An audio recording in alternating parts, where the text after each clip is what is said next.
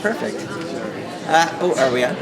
Hi, Lynn. This is Scott and Gisa. And we're directing, or had directed In the Heights. It's our closing performance. We wanted to take you on a little bit of a set tour to show you what we're doing.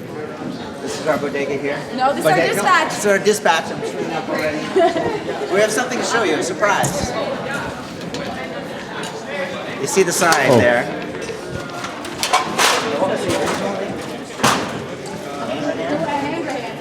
I know it's originally in your hand or whatever.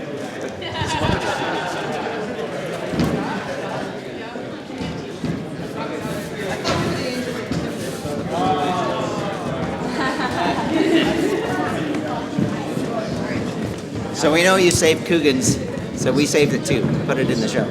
Come backstage with us. We're going to show you some other things. Let's go show you.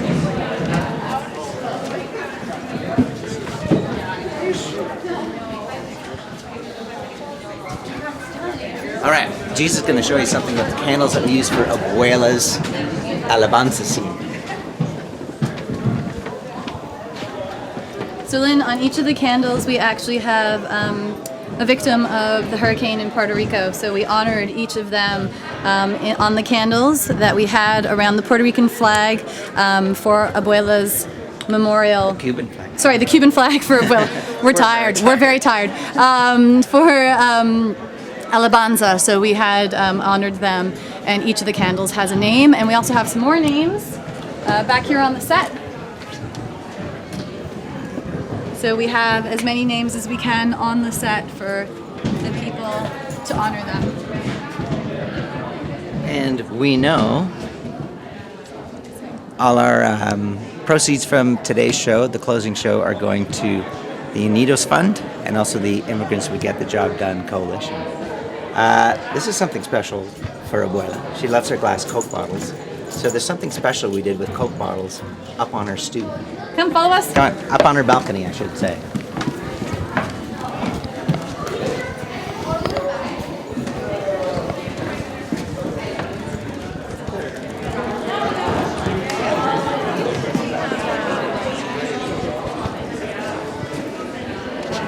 So our designer made a little wind chime out of glass Coke bottles in honor of Abuela, as well as her flower pots or Coke containers, because we know that she liked the simple things like glass Coke bottles. Yeah. And when I went up to Washington Heights to do some research, I saw a lot of wind chimes, which inspired that idea. You have a beautiful neighborhood that you live in. We love it. So we brought it with us. All right, who's next? Hey, how are you? Good. The mural or like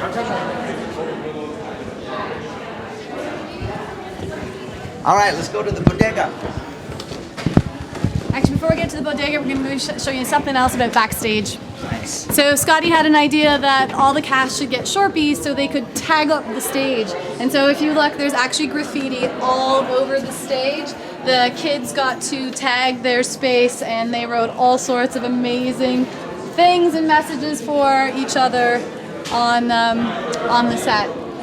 And during Sonny's big rap, we threw in some political signs because we know Sonny's the activist of the neighborhood.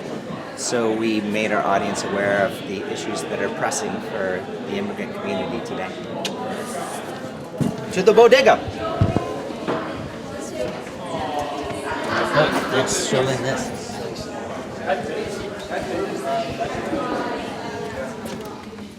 So Lynn, we also wanted to honor all of our abuelas and all the loved ones in our lives who keep us going and whose legacy we need to continue. And so we asked the cast to bring in pictures of their loved ones.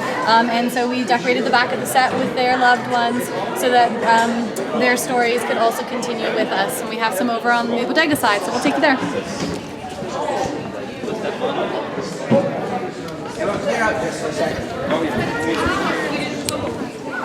All right, so here's our bodega, and it's been cleaned out, obviously, because there was a bit of a riot. Come closer. showing them the bodega, showing them the bodega. It's looking a little rough. Okay, so this is the first bodega dollar that was earned, and we put, the kids call these Easter eggs, little details that are surprising that they can find in the set if you look. And if you look at the date, January 16th, 1980, from what we understand, is your birthday. So our bodega was born on the same day as you, because you're amazing. All right, let's go backstage again. Here's more abuelas. That's my abuela. She immigrated to New York in 1950 with $50 in her pocket, cleaned apartments, and then created a better life for herself and her family. That's kind of why I'm here. All right.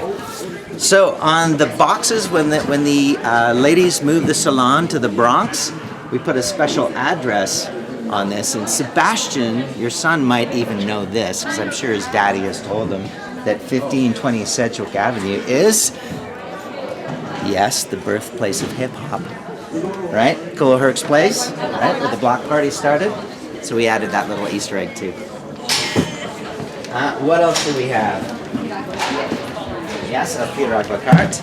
So this is our homemade piragua cart where our piragua guy and his son, because we added a piragua son, would sell all of their treats, and the kids loved holding their piragua on stage, and they had a lot of fun with that. So we of course politicized the piragua cart just a little bit by adding the flag. And we also partnered with our local Hispanic community. So we had production partners who supplied food at intermission, who came and brought groups to see the show. So we really were able to integrate our local Hispanic community with our experience out the play. And I think that's probably the end of our tour. We love you, you're a genius, and thank you for creating an amazing work that our kids could be moved and touched by. Thanks for your inspiration, Lynn. We love you. Love you, bye-bye.